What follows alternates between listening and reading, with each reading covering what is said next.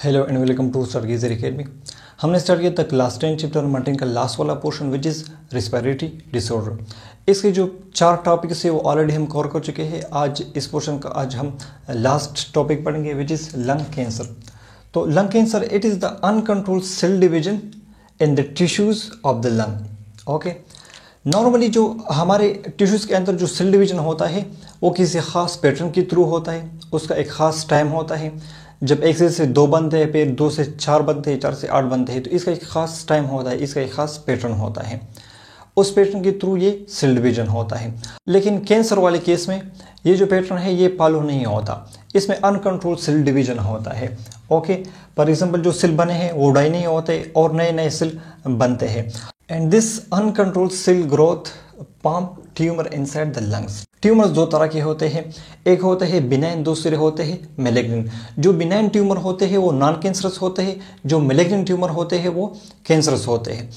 तो इस केस में जो ट्यूमर्स बनते हैं वो मैलिग्नेंट ट्यूमर होते हैं, क्योंकि ये कैंसर है तो इधर जो ट्यूमर बनेंगे वो मैलिग्नेंट ट्यूमर होंगे। और ये जो मैलिग्नेंट ट्यूमर होते हैं इनकी एक और प्रॉपर्टी ये है कि ये साथ वाले टिश्यूज़ को भी फिर इन्वेड करते हैं और उनको भी फिर ये जो मैलिग्नेंट ट्यूमर है वो इफेक्ट करते हैं। And lung cancer is one of the most common cancer. हमारे बॉडी के जितने भी अर्गन्स है ये सारे कैंसर की वजह से इफेक्ट होते हैं, लेकिन सबसे ज़्यादा हमारे बॉडी की जिस अर्गन में कैंसर होता है वो है लंग। तो इसलिए lung cancer is one of the most common cancer. Causes of cancer, तो काजेज ऑफ कैंसर में सबसे पहले आता है smoking. Smoking specially cigarette smoking. Cigarette में कार्सिनोजन होते हैं जो कैंसर काज करते हैं, तो सिगरेट स्मोकिंग की वजह से हमें ज़्यादातर लंग कैंसर होता है। केमिकल एक्सपोजर एंड पोल्यूशन, अगर हम किसी ऐसी जगह रह रहे हैं जहाँ पर पोल्यूशन बहुत ज़्यादा है और उस इन्वायरमेंट में केमिकल्स बहुत ज़्यादा है तो उसकी वजह से भी हमें लंग कैंसर हो सकता है। रेडिएशन, जो हाई फ्रिक्वेंसी रेडिएशन होते हैं, जो अल्ट्रावायलेट रेज होते हैं, जो एक्सरेज होते हैं, तो उनकी वजह से भी हमें लंग कैंसर हो सकता है। सिम्टम्स ऑफ लंग कैंसर में सबसे पहले आता है cough which gets worse over time. ये इस तरह की खांसी होती है कि ये टाइम के साथ साथ और भी ख़तरनाक होती जाती है और भी बढ़ती जाती है। एंड कपिंग ऑफ ब्लड, जब हम खांसते हैं तो उसमें खून आना भी स्टार्ट हो जाता है। चेस्ट पेन होता है इसके सिम्टम में। And weight loss, weight loss क्यों होता है? जो कैंसर सेल होते हैं इनकी जो एनर्जी की डिमांड होती है वो नॉर्मल बॉडी सेल से ज़्यादा होती है, तो उसकी वजह से ये एनर्जी उधर चली जाती है और हमारा जो वेट है वो कम हो जाता है। Now types of cancer and stages of cancer. क्योंकि आप ये टॉपिक आगे जाके पेपर में लिखेंगे तो अगर आप ये 2 हेडिंग्स ना लिखे पेपर में तो ठीक रहेगा। ये आप वैसी जनरल इंफॉर्मेशन के लिए आप इसे याद कर सकते हैं। तो टाइप्स ऑफ कैंसर में सबसे पहले आता है कार्सिनोमा। ये जो डिवीजन की हुई है हमने कैंसर की, ये हमने किन बेसिस पर की हुई है कि हमारे बॉडी का कौन सा पार्ट जो है वो इफेक्ट कर रहा है कैंसर। तो इसमें सबसे पहले आता है कार्सिनोमा। कार्सिनोमा में जो हमारे इंटरनल ऑर्गन के जो एपिथेलियल लेयर्स होते हैं वो इफेक्ट होते हैं।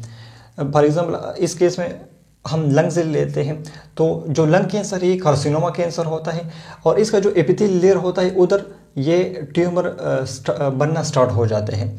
ओके, एंड सार्कोमा, सार्कोमा दूसरी टाइप का कैंसर है। इसमें क्या होता है, इसमें जो हमारे कनेक्टिव टिश्यूज़ होते हैं जैसे कि हमारे बोन हो गया उधर ये कैंसर होता है। लीकियमा में हमारे ब्लड में कैंसर होता है। एंड लिम्फोमास में हमारे जो लिम्फेटिक सिस्टम है उधर ये कैंसर होता है। स्टेजेस ऑफ कैंसर, तो there are 4 stage of cancer, stage 1, 2, 3 and 4। Stage 1 में, या इसे हम अर्ली स्टेज भी कहते हैं। फॉर एग्जाम्पल इधर हम इसे कंसिडर कर लेते हैं लंग कैंसर का। अगर इसका स्टेज 1 चल रहा है या अर्ली स्टेज चल रहा है तो इसमें ट्यूमर बनेगा किसी खास टिश्यूज़ के अंदर। ये जो अनकंट्रोल्ड सेल डिवीजन हो गई किसी खास टिश्यूज़ के अंदर होगा। ओके, तो ये हो गया अर्ली स्टेज। और इसका जो ट्यूमर का जो साइज होता है वो मिनिमम दिन 3 सेंटीमीटर होता है। ओके, फिर लोकलाइज्ड, तो लोकलाइज में जो साथ वाले टिश्यूज होते हैं वो भी इफेक्ट हो जाते हैं और ट्यूमर का जो साइज होता है वो अप टू 6 सेंटीमीटर तक चला जाता है। फिर आता है रीजनल स्प्रेड या 3rd स्टेज ऑफ कैंसर। इसमें दूर दूर तक के जो टिश्यूज होते हैं विद इन अर्गन, उसी अर्गन के मुख्तलिफ जो दूर दूर तक के जो टिश्यूज होते हैं वो इफेक्ट हो जाते हैं। डिस्टेंस स्प्रेड में क्या होता है, जो हमारे बॉडी के और ऑर्गन्स होते हैं वो भी इफेक्ट हो जाते हैं कैंसर की वजह से, उनमें भी कैंसर स्टार्ट हो जाता है। तो it is the 4th stage of cancer जिसे हम डिस्टेंस स्प्रेड कहते हैं। नाउ अगर हम ट्रीटमेंट ऑफ कैंसर की बात करें तो इसमें सबसे हम पहले यूज़ करते हैं केमोथेरेपी। ये ख़ास किस्म के ड्रग्स होते हैं जो जाके इन जो ट्यूमर्स बने होते हैं इनको किल करते हैं। एंड सर्जरी में हम सर्जरी करते हैं और इसे फिजिकली रिमूव करते हैं। जो ट्यूमर्स बने होते हैं इन्हें हम रिमूव करते हैं सर्जरी के थ्रू। तो ये था आज का हमारा topic lung cancer. Now let's summarise the topic. आज हमने पढ़ा लंग कैंसर के बारे में।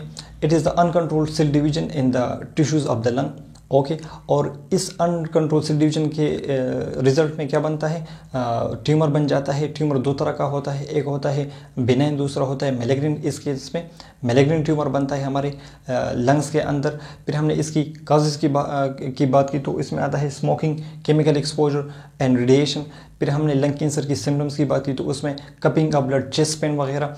और फिर हमने लंग कैंसर की ट्रीटमेंट की बात की तो इसमें हम कीमोथेरेपी जो ड्रग्स होते हैं वो यूज़ करते हैं और सर्जरी भी करते हैं ताकि ये जो ट्यूमर्स बने हैं उनको रिमूव कर सके। तो ये था आज का हमारा टॉपिक लंग कैंसर। इंशाल्लाह मिलते हैं इस चैप्टर के लास्ट वाले टॉपिक में। तब तक के लिए अल्लाह हाफ़िज़।